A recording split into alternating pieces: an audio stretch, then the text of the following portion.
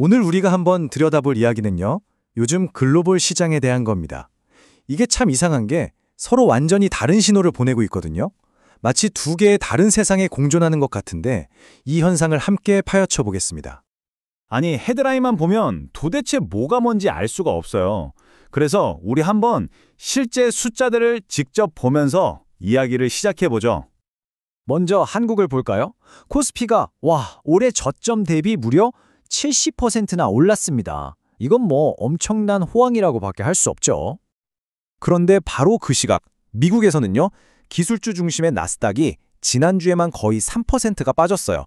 이게 4월 이후로 가장 안 좋았던 한 주라고 합니다. 그럼 안전자산은 어떨까요? 역시나 전통의 강자, 금, 온스당 거의 4,000달러에 육박하면서 사상 최고가 근처에서 움직이고 있습니다. 자, 그런데요, 디지털 금이라고 불리는 비트코인은 분위기가 완전 달라요. 6월 이후 처음으로 10만 달러 선이 무너졌습니다. 아니, 도대체 지금 시장에서 무슨 일이 벌어지고 있는 걸까요? 이 혼란의 원인 중 하나는요, 되게 기본적인 데 있어요. 바로 정보가 없다는 겁니다. 지금 미국 정부가 말 그대로 눈을 가리고 비행을 하고 있는데 시장 전체를 데리고 그러고 있는 거죠. 왜냐하면 역대 최장기간 이어지고 있는 이 셧다운 때문에요. 노동통계국 같은 아주 중요한 정부 기관들이 아예 문을 닫아버렸거든요. 그러다 보니까 지금 보시는 것처럼 정말 웃지 못할 상황이 벌어지는 겁니다. 공식 데이터가 없으니 민간 보고서에 의존할 수밖에 없잖아요.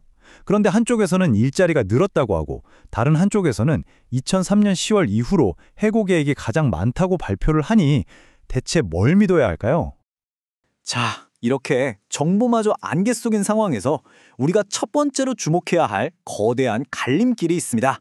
바로 AI 붐이 가진 두 개의 얼굴이죠.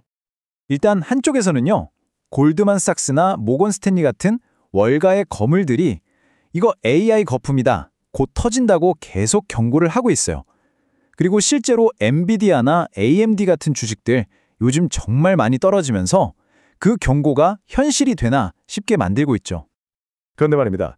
지구 방대편 한국에서는요, 바로 그 AI를 돌리는데 꼭 필요한 핵심 부품이죠. HBM 메모리 칩을 만드는 SK 하이닉스가 분기 영업이익으로 무려 8조 8천억 원을 벌었다고 발표합니다.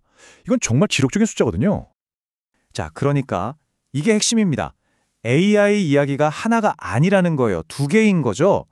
투자자들은 미국에 있는 AI 소프트웨어나 설계 회사들, 이런 곳들은 좀 불안하게 보고 있는데 정작 그 밑에서 부품을 만드는 하드웨어 제조업체들은 역사상 최고의 호황을 누리고 있다는 겁니다. 정말 아이러니하죠? 이런 엇갈림은요, 투자자들이 안전한 곳을 찾아 돈을 옮기는 모습에서도 아주 뚜렷하게 나타나요. 뭐랄까, 예전에 투자 공식이 이제는 잘 안 맞는 느낌이랄까요? 지금 보시는 이 표가 그 혼란을 아주 잘 보여줍니다. 금은 올해 47% 넘게 오르면서 역시 불안할 땐 금이구나 하는 기대를 딱 충족시켜줬어요. 그런데 디지털 금이라고 불리는 비트코인은 정반대죠. 급약했고 투자 심리를 보여주는 저 암호화폐 공포 탐욕 지수는 극도의 공포를 가리키고 있습니다. 같은 안전자산 후보인데도 이렇게 다른 길을 가는 거죠. 자, 마지막으로 살펴볼 곳은 원자재 시장입니다.